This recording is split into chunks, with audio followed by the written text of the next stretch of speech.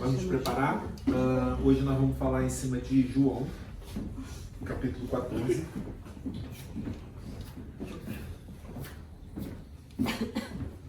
Versículo 1 ao versículo 14 também. João 14, do 1 ao 14. Já tá bom, né?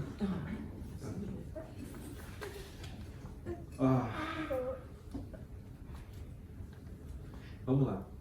Diz assim: não se turbe o coração de vocês. João 14, do 1 ao 14. O coração de vocês não é outra tradução. Eu vou ler. Eu posso ler aqui e vocês vão acompanhando ali? Uhum. Não, se vocês disserem não, vai dar vocês vão continuar fazendo. Por respeito. Não é? Então vamos lá. Não se turbe o coração de vocês. Creiam em Deus. Creiam também em mim. Na casa de meu pai há muitos aposentos. Alguns dizem muitas moradas. Se não fosse assim, eu teria dito a vocês: vou preparar lugar para vocês. E quando eu for e preparar lugar, voltarei e os levarei para mim, para que vocês estejam onde eu estiver. Vocês conheçam o caminho para onde eu vou. Versículo 5. Disse-lhe Tomé: Senhor, não sabemos para onde vais. Como então podemos saber o caminho? Respondeu Jesus: Eu sou o caminho, a verdade e a vida. Ninguém vem ao Pai a não ser por mim. Se vocês realmente me conhecessem, conheceriam também meu Pai. Já agora vocês conhecem e o têm visto. Versículo 8. Disse Filipe: Senhor, mostra-nos o Pai, e isso nos basta. Jesus respondeu: Não me conhece, Filipe? Mesmo depois de eu ter estado com vocês durante tanto tempo, quem me vê, vê o Pai. Como você pode dizer: mostra-nos o Pai? Você não crê que eu estou no Pai e que o Pai está em mim? As palavras que eu digo não são apenas minhas. Ao contrário, o Pai que vive em mim está dizendo a sua obra, realizando a sua obra. Creiam em mim quando eu digo que estou no Pai e que o Pai está em mim. Ou pelo menos, creiam por causa das mesmas obras. Versículo 12. Digo a verdade, aquele que crê em mim fará também as obras que tenho realizado. Fará coisas ainda maiores do que estas, porque eu estou indo para o Pai. E eu farei o que vocês pedirem em meu nome, para que o Pai seja glorificado no Filho. O que vocês pedirem em meu nome, eu farei. Amém? É um texto muito rico. É um texto muito rico. E nesse texto eu quero trabalhar com você uma ideia, um pensamento sobre o que nós esperamos do Pai. O que nós esperamos do Pai? Quando a gente olha para esse texto, a gente está enxergando Jesus com os seus discípulos reunidos, e ele está trazendo algo transformador, absolutamente transformador. Mas o interessante é que a relação que esses homens estão querendo ter com Jesus é uma relação em cima do palpável, ou talvez do poder. Eles querem que Jesus se anuncie ou se apresente através do poder. Jesus está fazendo a proposta de se revelar através do relacionamento. Isso é muito escandaloso nesse texto. Isso é muito escandaloso pelo seguinte: quando Jesus vai falando com eles que ele está indo para o Pai preparar muitas moradas, né?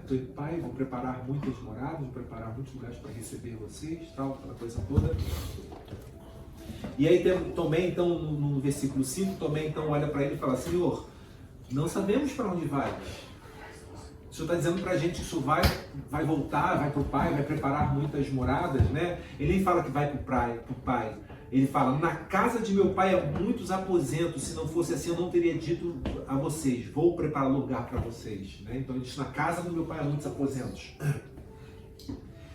E aí Tomé diz, mas a gente não sabe para onde o Senhor vai. A gente não tem ideia que lugar é esse. A gente não consegue compreender a profundidade do que o Senhor está dizendo, de que o Senhor vai preparar aposentos. Para onde o Senhor vai? Então, como é que a gente pode saber esse caminho? Jesus se apresenta como caminho, né? Eu sou o caminho, eu sou a verdade, eu sou a vida. E aí você vê que há uma liberdade tão grande nessa relação, nessa conversa entre eles, há uma liberdade tão grande, porque primeiro quem fala é Tomé, e aí Jesus responde, daqui a pouco agora Filipe vai falar com ele, Senhor, faz o seguinte, cadê? Aqui, versículo 8, disse Filipe, Senhor, faz o seguinte, mostra-nos o Pai e isso nos basta. Em outras palavras, ele está dizendo, o Senhor tem como provar que o Senhor é você mesmo? O Senhor tem como provar que o Senhor realmente foi enviado por Deus? Que isso é uma verdade? Ou seja, é nesse ponto que eu fundamento a ideia de que essa relação que os discípulos estão querendo ter com Jesus é a base de poder. Nos mostra um milagre. Ele está pedindo isso. Nos mostra alguma coisa sobrenatural para que possa servir como uma chancela, como um carimbo de que o que o Senhor fala a gente pode acreditar. Jesus está se apresentando a eles não à base do poder, mas à base do relacionamento. Onde é que a gente tira isso? No versículo 9, Jesus respondeu, você não me conhece, Filipe, mesmo depois de eu ter estado com vocês durante tanto tempo? Relacionamento. E isso muda tudo, porque ele diz, quem vê o Pai, quem me vê, vê o Pai. Então, como vocês podem dizer, mostra-nos o Pai? Vocês ainda não compreenderam que a relação que nós temos um com o outro não está fundamentada no poder. A relação que nós temos um com o outro está fundamentada na relação, no conhecimento, no contato mútuo. E isso é muito mais revelador e muito maior do que a gente pode imaginar. Porque toda essa ideia que nós estamos vendo aqui agora, que nós estamos tendo aqui agora, ela vai fundamentar algo mais forte, mais profundo, mais intenso que a gente vai conseguir entender agora. Porque, por exemplo, preste atenção, quando ele diz que está indo para o Pai, que está indo preparar morada, na casa de meu Pai há muitos aposentos, se assim não fosse, não teria dito a vocês. A minha pergunta é, o que você pensa quando entende sobre salvação? O que você pensa sobre salvação? Olha para cá, olha para cá, olha para cá. O que você pensa sobre salvação? O que você entende por isso? Nós temos a ideia de que estamos nos relacionando com Deus, estamos vivendo Deus diariamente, para preparar um coração para ser salvo.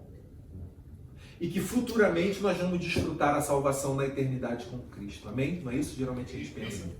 Geralmente a gente pensa isso. Geralmente o cristão pensa isso. Ele vai desfrutar a salvação num tempo vindouro. Ou seja, na cabeça dele funciona que ele tem que fazer tudo certo agora, porque senão ele pode perder o quê? Salvação. A salvação. E é exatamente esse ponto que Jesus vem tratar e mostrar que não é desse jeito. Que não é dessa forma. Ele começa a trabalhar a ideia de que, olha, eu estou indo preparar muitas moradas. Então, nós estamos vivendo a ideia de algo do abstrato. Ok? Ou seja, a igreja em si, ela vive muito no algo do abstrato. O que é o abstrato, Marcos? Nós estamos pensando, o abstrato é, quando eu morrer, eu vou para o céu. E no céu eu vou desfrutar o quê? A salvação. Ok? Jesus vai mostrar o contrário. Jesus vai mostrar para mim e para você que a salvação não se desfruta no futuro, que ela é desfrutável hoje, agora. Por exemplo, nós temos em diversos pontos e diversas partes do texto bíblico que vai dizer o seguinte, Jesus fala sobre a casa do meu pai. Por exemplo, Jesus com os seus 12 anos, ele está com os seus 12 anos, e aos 12 anos ele, entre aspas, se perde do pai e da mãe, e ele se encontra onde? No templo. No templo, ensinando no templo. Depois a mãe volta e diz, menino, onde você estava? Ele fala assim, você não sabe que eu vim fazer a vontade do meu pai? Eu estava na casa do meu pai. A referência que Jesus dá nesse momento é que existe um templo chamado casa de meu pai. Ele não dá a referência de que há um local futuro que é a casa do meu pai. Um outro exemplo, quando estão vendendo as ofertas, né, no templo. No templo estão lá com comerciantes comercializando ofertas no templo, aquela coisa toda. Jesus chega, vira a mesa, o que ele faz? O que ele fala? O que vocês estão fazendo da casa ou na casa do meu pai? Covil de lobos. Covil de lobos. Mas a referência que eu quero dizer é o seguinte, Jesus traz a ideia de que a casa de meu pai está ali físico, algum lugar físico, tangível, palpável.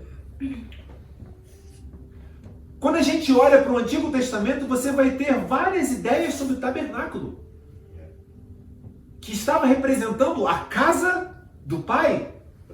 E nós vamos ter outras e outras e outras referências bíblicas também, que vai sempre mostrar que a casa do meu Pai está sendo algo tangível, fixo. Então, nós começamos a viajar, Márcia, quando a gente começa a pensar que se eu for direitinho, então um dia eu ganharei, eu conquistarei. Entende? Se eu fizer tudo certinho, um dia eu vou desfrutar da casa do meu Pai, da salvação. Se eu fizer tudo direitinho, Edson, como manda o figurino, então assim eu vou poder entrar no reino. E aí nós transformamos aquilo que é graça em ato comportamental. Eu transformo em ato comportamental, ou seja, se você se comportar bem, que é o que a gente fala para as crianças. Se você fizer tudo direitinho e se comportar bem, no final do mês eu te dou um presente. O Papai Noel vai trazer um presente para você se você fizer tudo direitinho. Sim ou não? E a gente transforma isso em comportamento, em merecimento, em meritocracia. Então eu posso dizer, amor, para mim, para você, que se nós fizermos tudo direitinho, eu tenho direito de ir para a casa do meu Pai. Eu tenho direito à salvação. Eu tenho direito de ter uma boa vida. Por que eu tenho direito de ter uma boa vida? Porque eu faço tudo certo. Eu faço tudo direito. Gente, esse texto ele é tão revelador porque ele vai tirar a ideia desses discípulos de uma relação futura para uma relação de agora. Deu para você perceber quantas vezes eu falei sobre a casa de meu pai como algo tangível, palpável? Ok? Deu para perceber? Então, só para a gente ilustrar aqui bem. Só para ilustrar aqui, deixa eu ver se eu consigo trazer essa ideia aqui. Nós vamos ter aqui uma linha de pensamento, uma linha de vida. Pensa que isso aqui é o Gênesis, ok? E aqui é o Apocalipse. Então toda a história da humanidade, ela está aqui. Perfeito? Então não havia nada antes do Gênesis, não havia nada e não vai haver nada depois do Apocalipse. Então toda a humanidade, toda a história da humanidade, ela está presa dentro desse tempo e espaço aqui. Do Gênesis ao Apocalipse. Perfeito? A grande ideia, a grande realização é o seguinte, é que existe Deus. E Deus está onde? Deus está aqui dentro, em tudo, perfeito? Mas Ele também está onde? Começo, meio, fim. Em todas as áreas. Ou seja, Ele controla todas as coisas. Ele controla todo o tempo.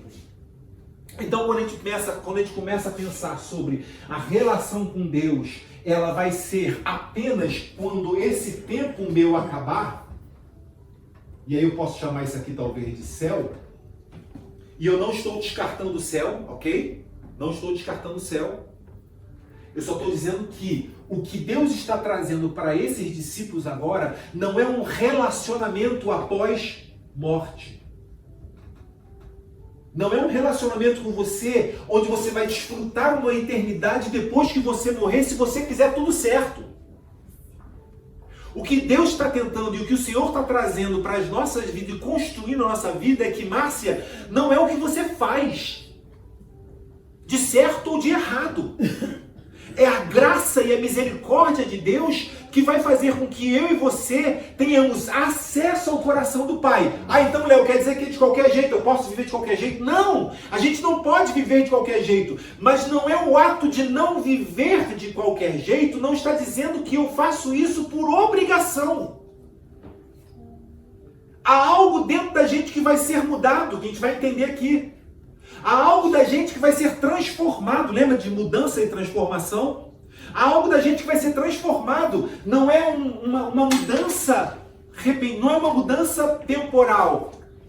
Eu não vou dizer para a Rosiane, a partir de hoje eu nunca mais faço isso. E aí passou um dia, 2 dias, 1 semana, 2 semanas, eu fiz a mesma coisa. É aquela ideia do camarada que está de ressaca no dia seguinte. O cara que foi para uma festa, bebeu pra caceta, no dia seguinte está com uma ressaca, o que ele vai falar? Nunca mais. Nunca mais. Até o próximo. Até a próxima semana. Na próxima semana o que aconteceu? Ele fez de novo. Por quê? Porque naquela semana ele decidiu mudar. Naquela semana ele realmente decidiu, cara, vou mudar, eu vou parar com isso, eu não quero mais.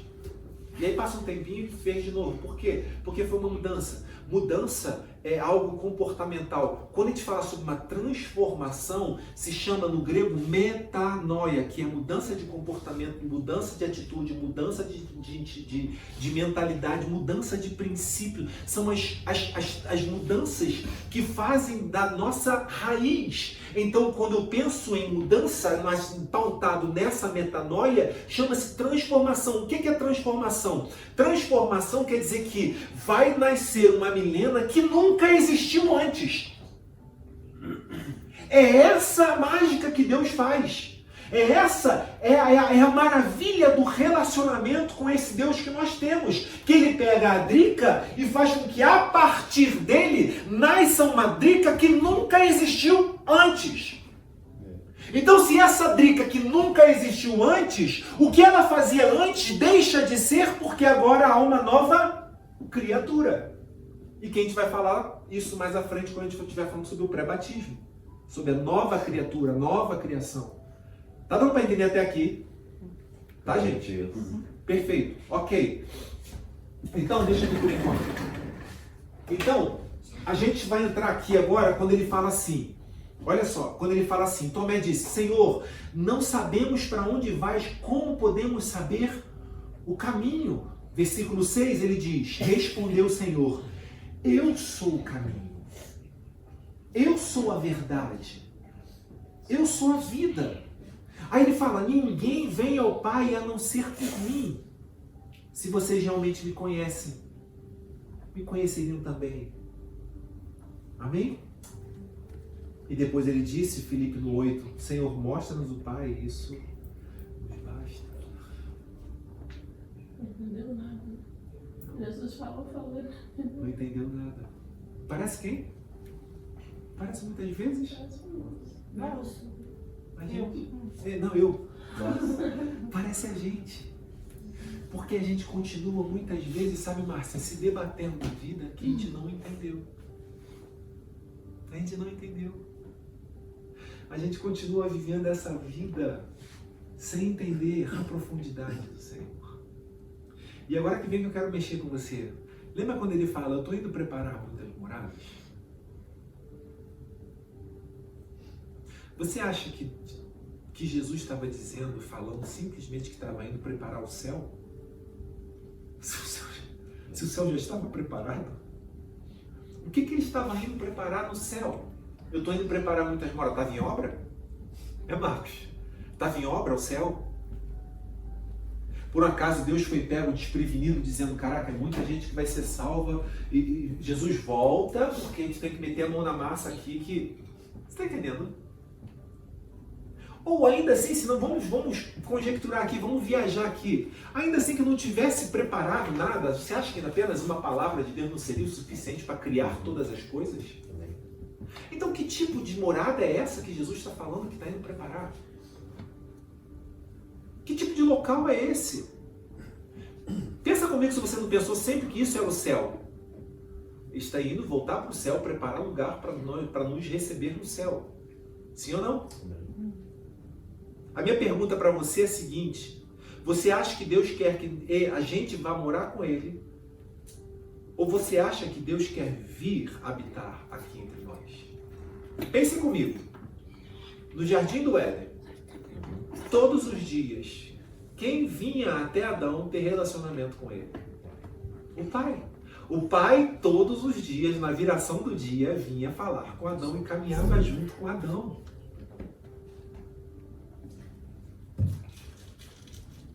Pense comigo, por que ele fala, já não habito mais em templos feitos por mãos de homens? Ele está dizendo que agora, Edson, lembra que eu falei para vocês da casa do meu pai?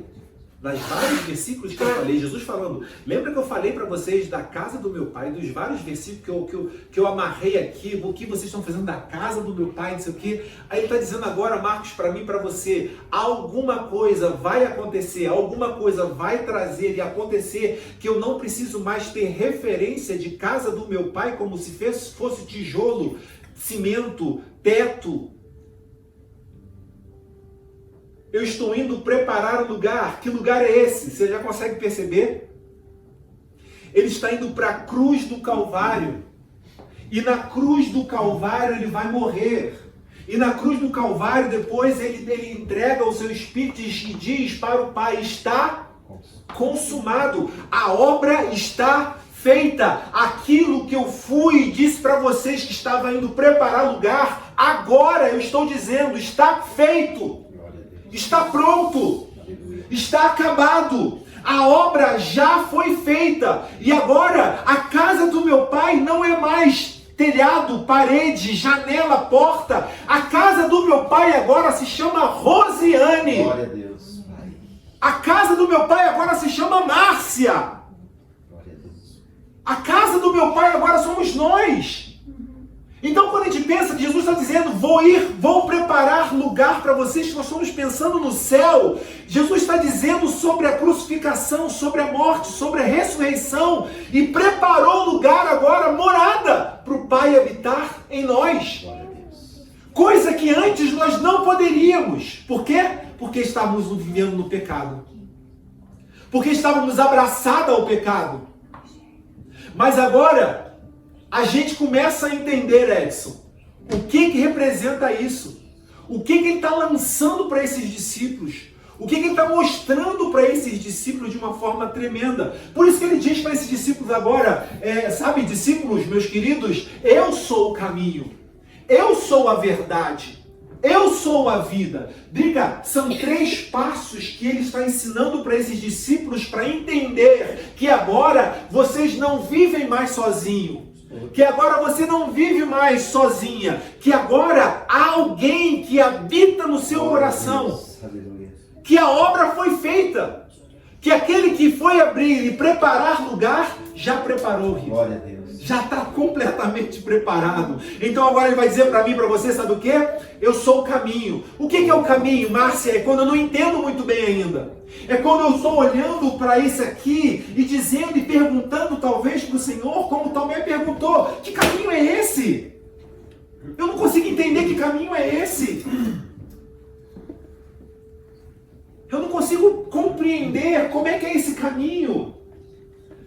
E aí, hoje, nós temos esse Espírito de Deus, hoje nós temos esse Glória Senhor que vai a cada dia, Manuel, pegar na sua mão. A cada dia, numa mensagem que você ouviu, numa conversa que você teve com a sua esposa, numa música que você ouviu, num acontecimento talvez que não tenha nem nada a ver com igreja, mas que o Senhor trouxe. E aí você começa a perceber que caminho é esse.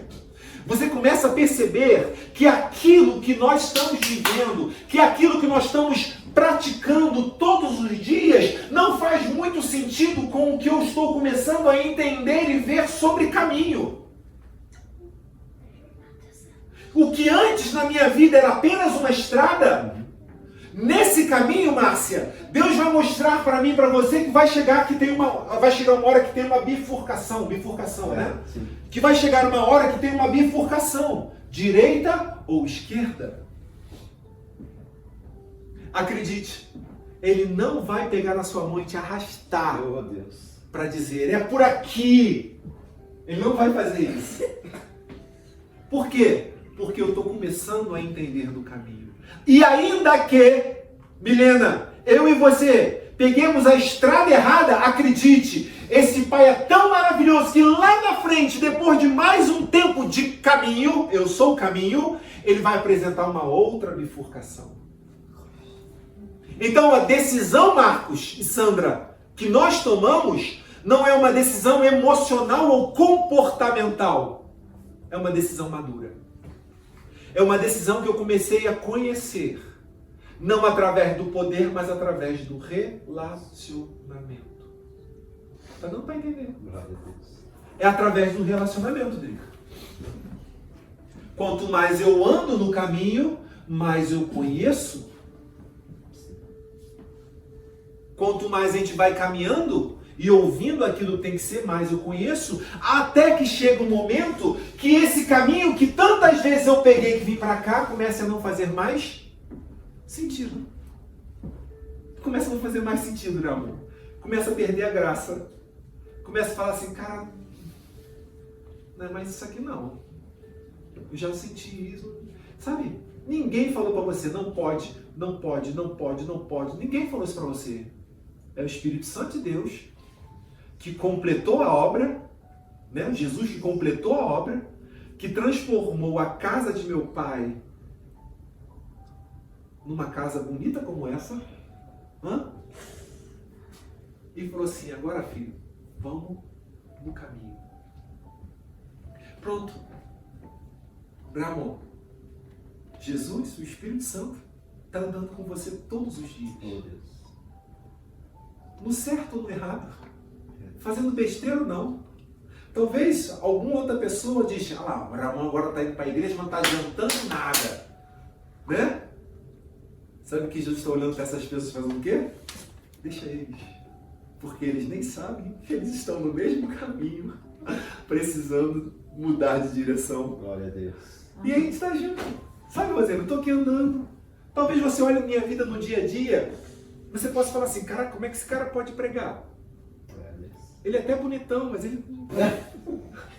E mentiroso. Como é que pode pregar mentindo assim?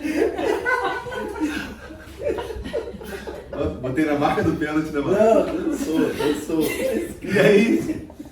E aí, cara... E de repente a gente começa a perceber que o caminho não é alguém que te mostra como sendo certo ou errado. Porque maldito é o homem que confia no outro homem. E quando a gente vê esse texto, não está dizendo que é um homem confiar no outro. Maldito é um homem que entende, começou a entender o caminho de quem é o Senhor, confiar nesse que não tem nenhum relacionamento com Deus. Por que, Massandra? Porque Deus está dizendo, você não precisa mais disso. Agora você é minha morada. Glória a Deus. Sabe, Milena? Agora você é a morada dele. E nos acertos, nos erros, ele continua lá. E aí, Márcia, a gente está aqui andando. E você nem sabe, Márcia. Mas se você hoje olhar para trás, um pouquinho para trás, você já começa a perceber assim, uau, já mudou alguma coisa.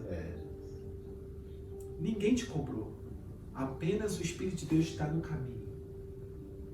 Nas direções erradas. Nas tomadas de decisões erradas. Está entendendo? E cada vez que a gente toma uma decisão errada, a gente vai colher um fruto. Vai colher alguma coisa. Mas Deus é tão misericordioso, porque lá na frente, mesmo a gente colhendo, Ele faz outra bifurcação. E Ele fala pra gente, olha, o caminho é esse. Eu sou o caminho. Manuel, Ele continua sendo o caminho. Amém? Ele continua sendo o caminho. Bom, mas Mas por enquanto nós falamos só que ele é o... Mas ele também é o quê? A verdade. E aí, sabe o que eu penso de verdade? Verdade, ela é absoluta. Né, Rita? A verdade é absoluta. Tem um tempo assim agora que as pessoas têm a mania de falar assim, essa é a minha verdade. E essa é a verdade dela. Meia verdade. É. Meia verdade. Só que a verdade, ela é absoluta. Ela não muda, ela não tem... Então, por isso ele está dizendo, eu sou a verdade. E aí, Milena, ele começa nesse caminho, cada vez que eu entro naquela direção que ele vai me conduzindo, eu começo a enxergar que aquilo que eu vivia não era verdade. Que aquilo que eu declarava e palpava e tinha tanta convicção de que era, eu falei assim, caraca, o tempo todo eu estava enganado, não era verdade. Esse conceito, ele se repete dia após dia, mês após meses, até o final da nossa vida. Nós vamos entender e descobrir que ele é a verdade. Por quê? Porque a verdade dele, que é a única e absoluta, confronta a mentira que declaramos no nosso interior como verdade. Confronta o nosso ser. Confronta a nossa forma de pensar e a nossa forma de agir. E é essa verdade que faz com que nasça uma nova você, um novo você, um novo eu. É nessa verdade que há, então, a transformação. Que começa a nascer uma nova Rita que nunca existiu antes. Que nunca existiu antes. Então é interessantíssimo para mim. Por quê? Porque nós nascemos todos os dias um pouquinho mais. Todas as vezes que nós paramos e nos relacionamos com Ele, entendendo que a obra que Ele fez, preparando o lugar, somos nós esse lugar, então nós começamos a entender que todos os dias nós nascemos um pouquinho. Por quê? Porque somos confrontados com a única verdade capaz de tirar a gente da nossa base sólida.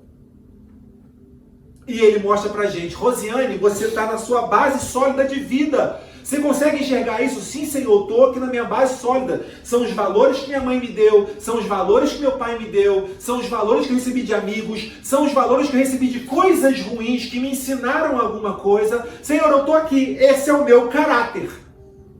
Essa é a minha vida. E aí ele olha para Rosiane e diz, mas eu tenho algo sobremodo melhor para você. Talvez é nessa hora que a gente vai dizer, Senhor, se é algo melhor realmente, então mostra-nos o Pai, faça um milagre, diga o que o Senhor está fazendo, faz alguma coisa pela minha vida que aí eu vou confiar em você. E ele vai dizer, Rosiane, você ainda não entendeu o caminho, volta, você foi reprovado nessa passagem, vou fazer mais lá na frente uma outra bifurcação, para você entender que não é na relação de poder ou na relação de merecimento, mas é na relação única e exclusivamente de entrega. Eu simplesmente confio. Isso é fé. Aquilo que me ensinaram pra gente a vida toda, sabe, Márcia? É balela. É conversa fiada. Isso é fé. Eu não espero outra coisa.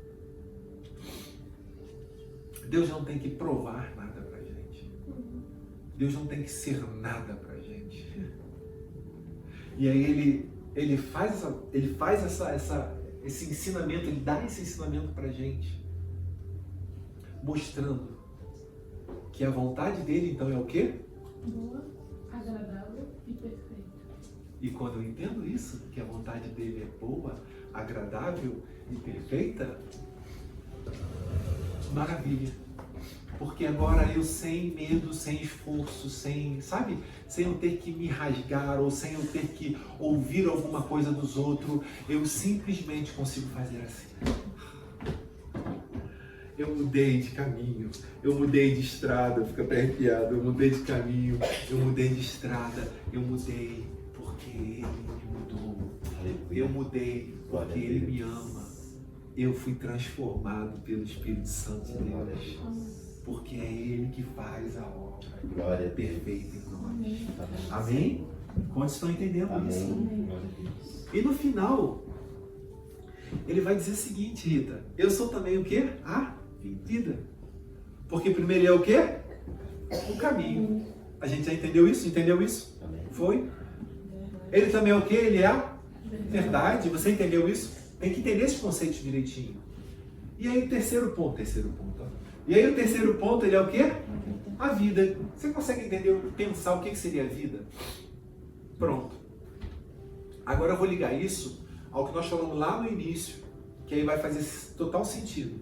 Lembra que eu falei que Jesus sempre apontou para uma casa do Pai palpável, tangível, que dá para ver, que dá para tocar, que dá para entrar, que dá para, né? Não é algo abstrato. Lembra disso? Lembra que eu falei que ele disse, eu estou preparando morada. E que eu amarrei essa estou preparando morada, a crucificação, a sua morte e a ressurreição. E que ele vai dizer, agora eu não habito mais em templos feitos por mão de homem, agora eu habito aí dentro. Correto? Amém. Beleza? Perfeito. Então o que é a vida agora? A vida agora, Márcia, é que nós chegamos num patamar que nós já entendemos o que é o caminho. Nós já entendemos o que é a verdade. Esse é um processo que nunca mais vai parar. Caminho e verdade, caminho e verdade, caminho e verdade. Enquanto eu estiver no caminho e na verdade, querendo ser transformado por Deus, vai nascer dentro do nosso coração o quê? Vida. E aí a gente entende que a gente não pode ter uma vida abundante para nós mesmos. Porque se você tem a vida, Marcos, você tem a vida. Você não pode ter mais vida do que você já tem. Porque se você está respirando, você está com os olhos abertos, se você está falando, você está vivo, 100% vivo. Então que vida abundante que vem sobre as nossas vidas? É para que essa vida? É para quê? Para e do seu coração fluirão rios de água viva. Mas é quando eu e você entendemos o caminho, a verdade, já era. A gente entende que o Evangelho não foi feito simplesmente para nós, mas foi feito para o outro. Sabe por quê? Porque ele jogou no chão os templos feitos por mão. Ele tirou a referência do templo, a igreja, isso aqui, ele acabou com isso. Ou seja, agora esse lugar, quando nós formos embora, ele continua só sendo um lugar bonito.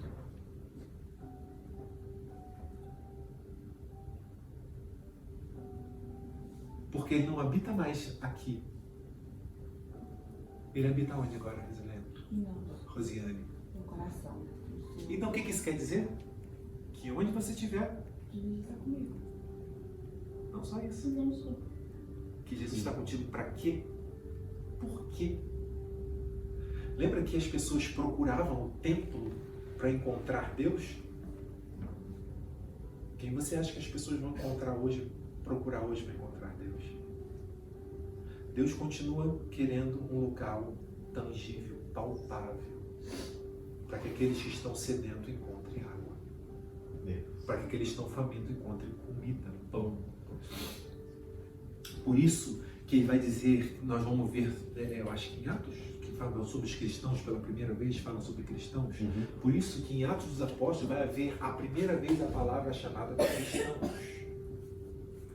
Sabe o que significa cristãos? Pequenos cristos. Então agora, onde você estiver, e se você entende o caminho e a verdade, pode ter certeza que vai chegar pessoas perto de você dizendo, eu quero isso que você tem. Glória a Deus. Vai chegar alguém perto de você e falar assim, Sandra, eu quero isso. Eu preciso disso. Só que a gente vai entender, Rosiane, não é por causa da gente, a gente não é bonzinho não, a gente tá igual todo mundo. Mas é por quê? Porque Ele fez morada em nós, a obra foi completa, Ele declarou, está consumado, está feito, está realizado. E agora, por isso que Ele está dizendo aqui embaixo, como é que você, versículo 9, você não me conhece, Filipe? Então, não é uma relação pautada no poder. Nós não precisamos mais de demonstração de poder de Deus. Nós não precisamos que Ele prove que Ele está conosco fazendo alguma coisa sobrenatural na nossa vida. Nós não precisamos que Ele tente, botar a assinatura dele para dizer: você é minha filha e eu estou contigo. Nós não precisamos mais. Porque foi isso que ele falou. Você não me conhece, Filipe. Se nós não conhecemos ele, é porque está faltando relacionamento. É que está faltando conversa, é que está faltando oração, é que está faltando aquele momento de parar, de analisar, de pensar quem nós somos, de pensar o que ele é para nós, o que ele representa para nós. Não é sermos quadrados, não é sermos crentes, não é sermos evangélicos. É sermos pessoas que nasceu de novo. É ser um ser humano perfeito, é ser um ser humano que olha para Deus na sua relação, mas que olha para o outro como Ele olha para nós. Amém, Senhor. Que conseguimos entender que não é julgar, mas é amar. Porque aquele que está precisando vai fazer errado sempre. E nós estamos precisando sempre de Deus, quer dizer que a gente faz também errado. Então, por isso que ele diz, mesmo depois de eu estar com vocês durante tanto tempo, você percebe que não é igreja, não é fato de estar na igreja, entende? Não é fato de cantar música, não é fato nem sequer de pregar. Não é. É fato de entender que é pautado em relacionamento.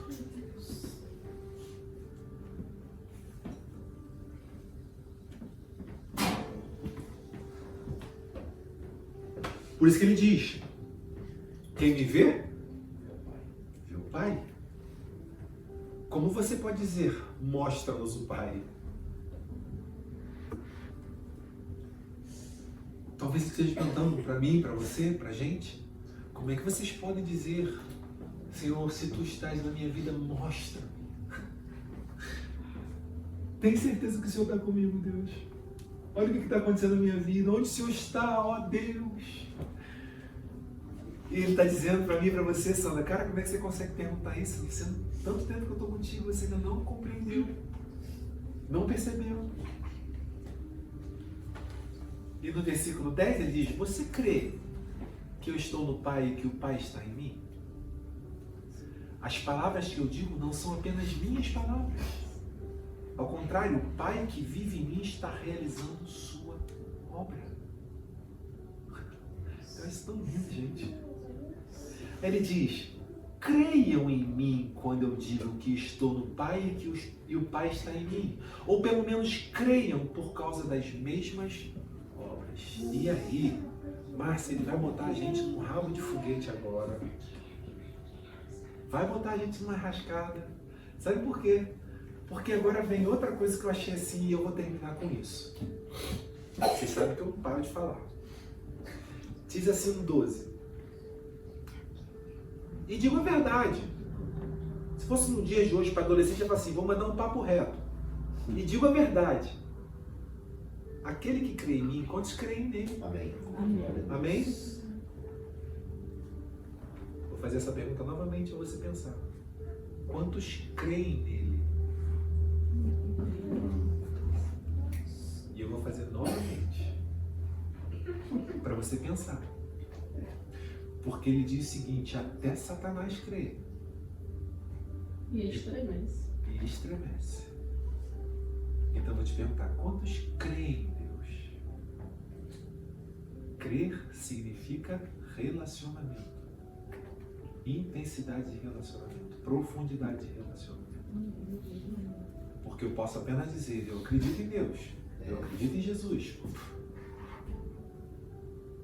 Até o ateu, quando diz que não acredita em Deus, ele fala em Deus. E aí,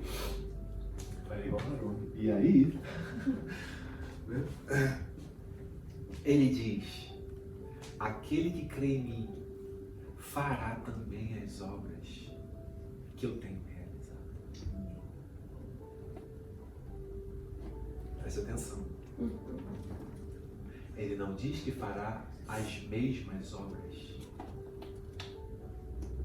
Ele não diz para mim, fará as mesmas coisas que eu fiz. Ele diz, aquele que crê em mim fará também as obras que eu tenho realizado. Fará coisas ainda maiores do que esta, porque eu estou indo para o Pai. Fará coisas ainda maiores. Então existe um tempo de caminho, de verdade, e quando a gente entende caminho e verdade, a gente entende a vida. Amém. Ele como vida. Glória a Deus. E a gente entende que o Evangelho não é simplesmente para me fazer bem. O Evangelho é para fazer bem ao outro. Assim como alguém fez bem a você. Glória a Deus. Entende isso?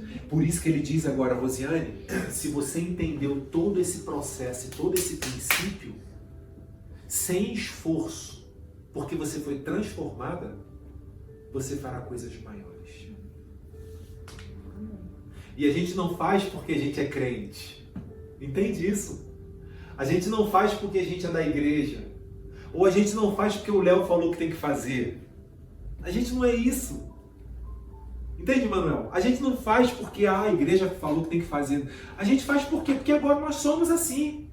Porque agora nós nascemos desse jeito, nós entendemos dessa forma. As pessoas talvez até não entendam por que você é assim. E no mundo onde a maldade impera, quando você é assim, você é bobo. Você é trouxa. Porque ainda assim, daquele que não fez muito bem com você, você ajudou, você está lá, você quer apresentar alguma coisa, você quer servir de alguma coisa, de alguma forma, você quer, não é que você queira, é porque você é.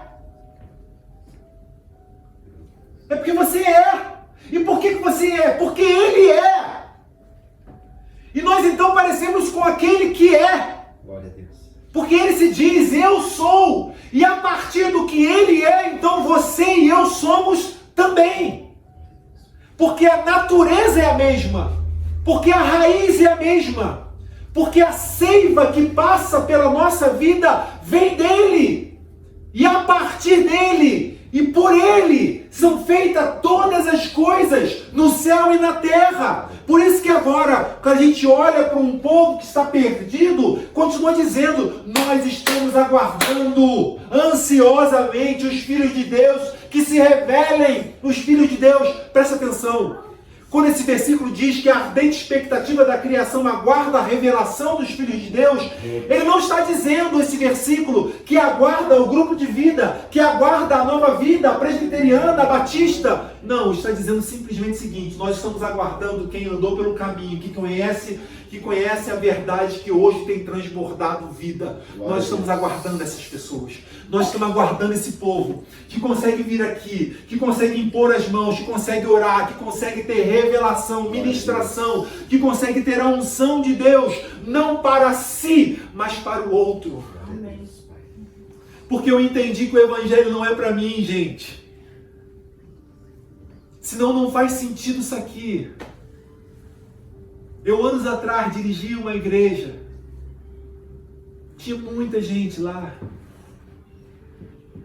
E chegou um momento que eu falei assim, cara, isso não faz sentido algum. Tem que ficar aqui em casa estudando, preparando mensagem para vir para cá quarta e domingo de manhã e domingo de tarde para pregar para o mesmo povo. A mesma coisa. E eu comecei a entrar numa crise ministerial tão grande e eu falei, eu não quero mais.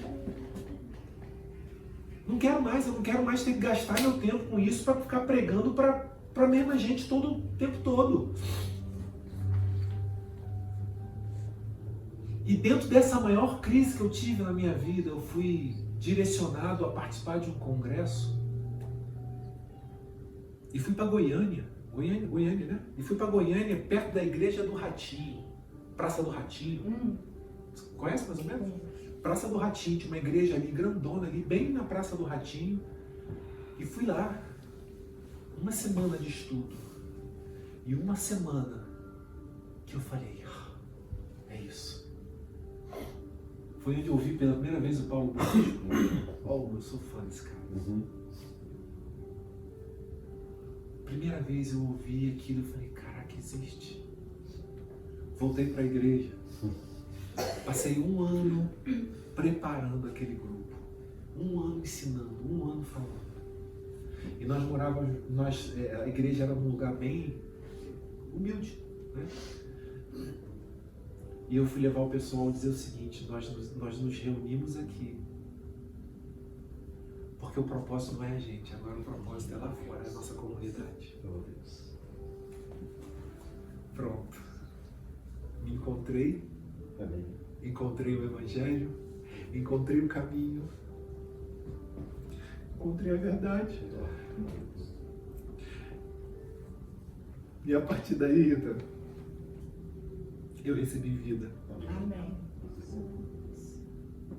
É isso aqui, gente.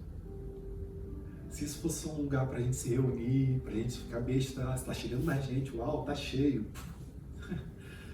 Então, gente, a gente para.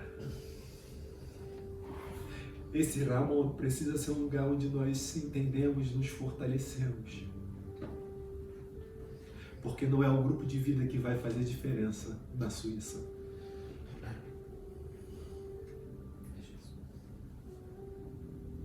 É quem você é hoje, porque ele está fazendo morada aí. Entende? Ele declarou, Milena está consumado. Ele está sentadinho assim, entre a gente, olhando para mim e para você, e está dizendo, Milena, a obra já está feita. Né, Sandra? É servir o outro, né? É servir. É ver Jesus através das pessoas. É isso. É isso. Ponto. Ponto. Esse é o Evangelho. Mas e eu? Ele cuida de você, porque ele não te abandonou no caminho. Ele não te abandonou no caminho. A gente continua tendo a liberdade de escolher coisa boa ou coisa ruim. E ele é tão amoroso que mesmo escolhendo a coisa ruim, lá na frente ele vai te mostrar de novo. Márcia, tá aqui. Sabe? Tá aqui, ó. Amém? Eu acho que até aqui, gente. Eu sei que tá bem antes do horário, mas eu não vou ficar inventando mais não. Eu acho que até aqui. Eu espero que a gente possa ter sido abençoado com essa mensagem. Não foi nada escrito, mas estava no meu coração isso. E não pense que o céu é para se desfrutar no futuro. Não pense que a salvação é para desfrutar no futuro. Salvação é para gastar agora. Você tem certeza da sua salvação? Então é para gastar.